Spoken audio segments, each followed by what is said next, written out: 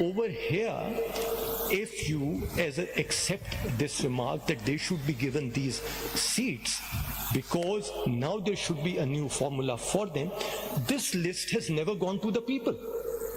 This political party is saying, today I will decide which are the 60 women or 50 women or whatever is the share who will get into the National Assembly. This list has not been scrutinized. It can be scrutinized now. This list was not, no priority was assigned on this list. That can be assigned now, but that priority would be meaningless because they would know exactly the number of seats they are getting. At best, that would mean that they don't get the seat. How does it mean that the other parties get the seat? Because only the proportion has to be from the political parties which have given the lists.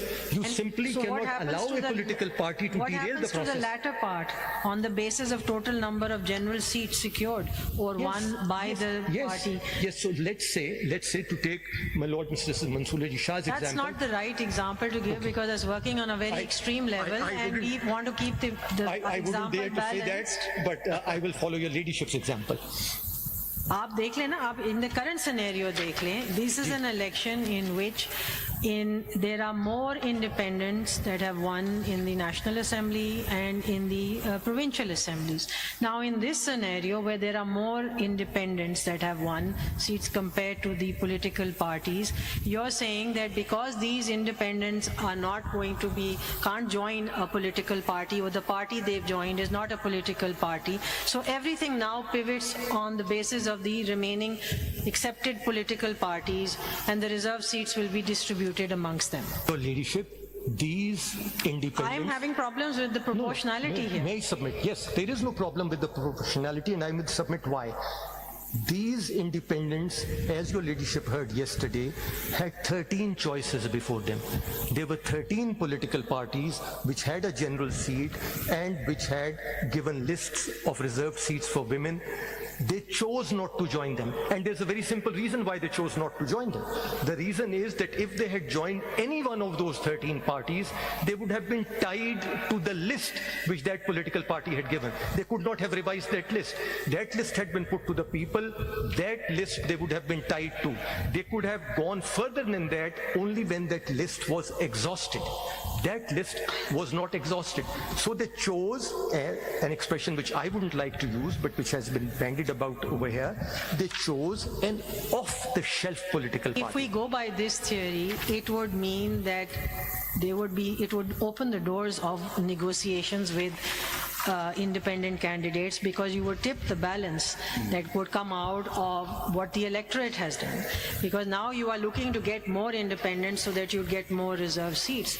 And going to a party which has secured no seats at all means that there's nothing, no balance is being tipped over here. So that is essential. That's what Justice Muneeb said on the very first day, that it's necessary to see कि electorate में से जो vote निकल रहा है वो ही proportionately represent करेगा ना House. But the system of proportional representation is based on the list of political parties on the basis of general seats. That's your argument. That's my argument. That's my submission. Interestingly, that argument means that where on the first date, say we look at the Punjab Provincial Assembly, I'm looking at the Election Commission's reply, and they've given the breakup on page 19 and 20.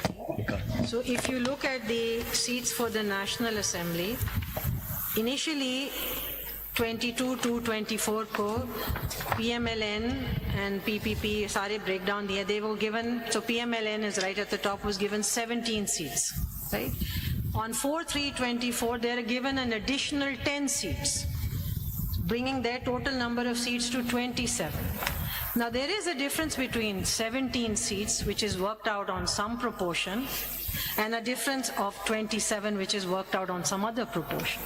And so there you see that there is a problem here. This can't be that 17 seats भी proportional representation है और 27 seats भी proportional representation है. My ladyship. इसका मतलब तो यही बन रहा है ना, आप तो यही कह रहे हैं. नहीं, बिल्कुल भी नहीं. जी, अगर वो political party वो रहती तो फिर 17 हो जाते, और क्योंकि वो political party नहीं है तो 27 हो गए. Ladyship. और आप कहते हैं ये proportionality को disturb नहीं करता. That's my submission, and it doesn't disturb the proportionality. proportionality because the proportionality has to be on the basis of the political parties' list. That's the Constitution's word. May I go a little further? The first allocation was on the basis when these seats were in dispute. If they were, let us assume that these were genuine independents. These persons were genuine independents and they did not join any political party. Will the allocation change or not? The allocation will When still you're change. talking about genuine The allocation would not change independence, because- that would be a limited number. No, the allocation on your example would not change because there the first allocation would do it. Yes. See, the question here is that there is a reallocation. There are two allocations. That is the problem. आप जो मिसाल दे रहे हैं ना कि they are true independents, तो वो तो पहली allocation पे ही बात खत्म हो जाती है। तो ये मसला ये आ रहा है कि जी पहले allocation हो गई जिनका वो रूट जिस कैंडिडेट की वो PMLN थी या पीपल पार्टी थी या JUIP थी या whatever it was, उसके ओवर एंड अबव दैट, उसमें तो कोई झगड़ा कर ही नहीं रहा ना, ओवर एंड अबव दैट आप एक रीएलोकेशन कर रहे हैं ना, तो आपकी example with all due respect is No, my lord, maybe it was not elegantly phrased. No, that's the question, but I can never frame it as elegantly as your lordship, but may I make an Concluded on attempt? this point. इसको इस तरह Makhdoom My lord, साहब Have you concluded on this point? My lord, with one sentence may I conclude? My submission is that if you exclude the independents, the constitution, if there are independents who do not join a political party, then the provisos are not reached. Then the allocation takes place on the basis of the principal provision itself. For the proviso to kick in, the independent need to join a political party which has won a political seat, and then in that event they will be included for the purposes of calculation. When they join a political party which has not won a single seat, on my submission, in that case, the proviso doesn't kick in. Second, my submission is that the proviso also will not kick in, where under the main provision itself, there is no list of political parties. That was the submission I was trying to make. I'm sorry. Have you concluded on this point? Yes, No, this can was the I point a of thought occurred to me which was triggered by what Justice Jamal Khan had said. And it makes me look at things very differently. I also thought about Justice Shah's comment on the principles. I don't subscribe to the principle theory, but I do subscribe to the literal interpretation of the Constitution theory.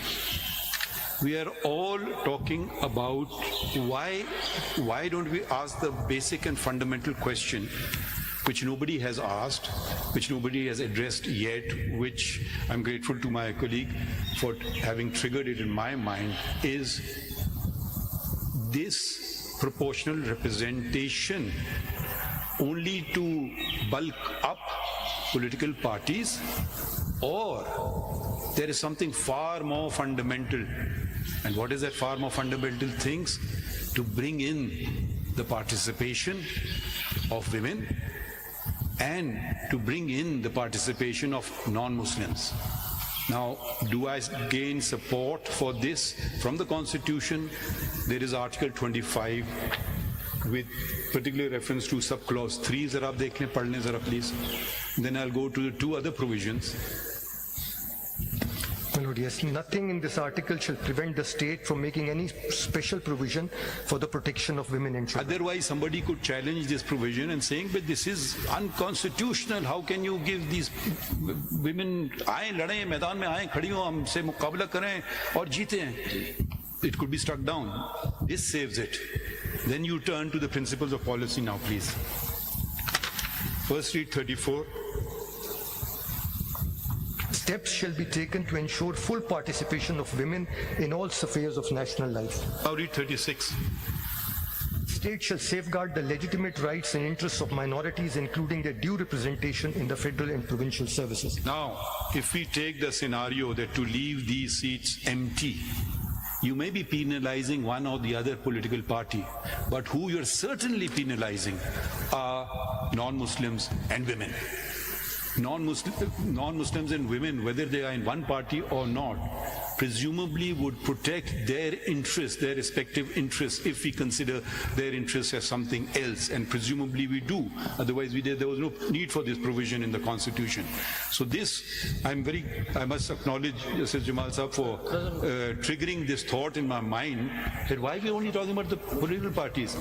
At least, whether it's of political party A or political party B, the women numbers in the National Assembly go up. Whether it's political party A or B, the numbers of non-Muslims go up. So I think it would be very fair and be doing violence to both these segments, these very important segments of society, to throw them out and just read this provision completely separately from the fact that this provision is there for their benefit, not there for the benefit of the political party. That may be an added benefit to the political party, but that segment of population comes in representative in A, B or C political party, that segment will have a voice, that segment will talk, that segment will legislate.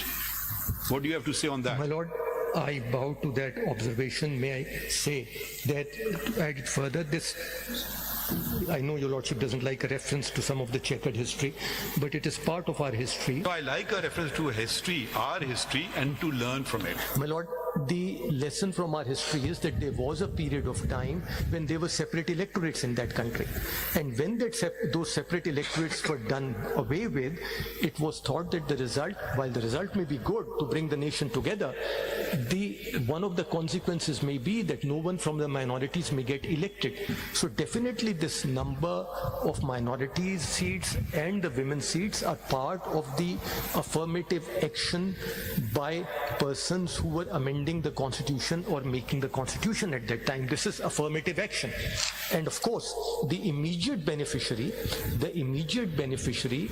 will be the minorities and women who will have a greater representation in the National Assembly. The consequential beneficiaries, or we may say equal beneficiaries, will be political parties, because the vehicle for getting these seats is made by the Constitution to be a political party. Previously, there used to be that let's look at the total percentage of votes which are secured in the general elections and let us exclude anyone who gets less than 5% of votes. That was another formula. All of these mathematical formulas, my Lord, are in a way arbitrary. But that's what the constitution makers decided. Now this formula is, you have general seats, the division of these seats will be in proportion. If there are only two political parties with 10 candidates succeeding, it will be divided between them. If the nation at some moment of lucidity or insanity chooses to elect all independent candidates, then we may have a constitutional problem, but that is not a problem which needs to be addressed now, because as your lordships have repeatedly observed, and I'm made wiser by those observations, that constitutional cases should be decided on the narrowest possible grounds, and that ground is purely hypothetical. So the Makhdoom साहब, ये मैं justice Ayesha साहिबा के सवाल के reference से आपसे सवाल कर रहा हूँ. ये पेज नंबर 294 जो पेपर बुक है CMA 5840 of 24, इन्होंने पंजाब के रेफरेंस से आपसे बात की. इसमें खैबर पख्तूनख्वा के जो वुमेन्स की रिजर्व सीट्स हैं, अगर आप 294 पेज देखें तो इसमें PMLN की 4 सीट्स हैं, जमात उलमा इस्लाम पाकिस्तान की 2 सीट्स हैं और पाकिस्तान पीपल्स पार्टी की 2 सीट्स हैं विमेंस उसकी. इन्होंने मेरे ख्याल से नेशनल असेंबली की जो सीट्स हैं, इनकी 4 सीट्स नहीं होंगी वहां पे, जो